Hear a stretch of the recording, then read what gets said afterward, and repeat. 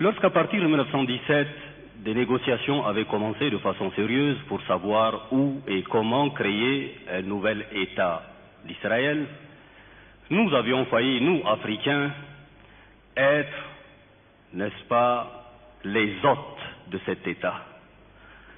Il y a beaucoup de gens qui ne le savent pas. En effet, les négociations menées à un moment de l'histoire, notamment au milieu des années 30, avaient conduit les autorités qui dirigeaient ce monde, et qui sont d'ailleurs les mêmes aujourd'hui, à solliciter une solution toute simple qui consistait à établir le nouvel État d'Israël dans la République actuelle de Guinée en plein Fouta Djallon. Voilà que l'Afrique aurait pu parfaitement accueillir l'État d'Israël.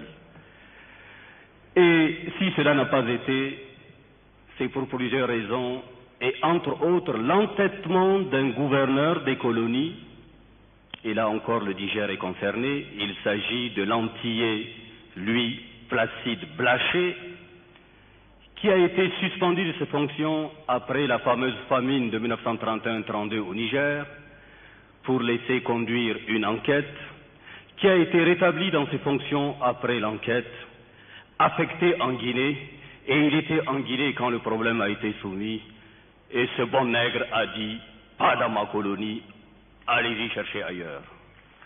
Voilà pourquoi, voici l'une des raisons pour lesquelles peut-être l'Afrique n'a pas eu à héberger l'État d'Israël. C'est vous dire à quel point nous nous sentons concernés par cette affaire.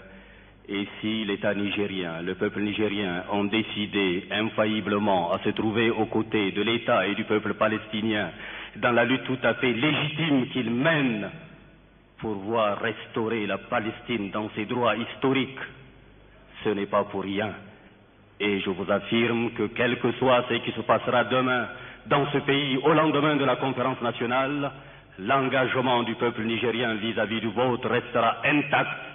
Et nous souhaitons que cela soit clair.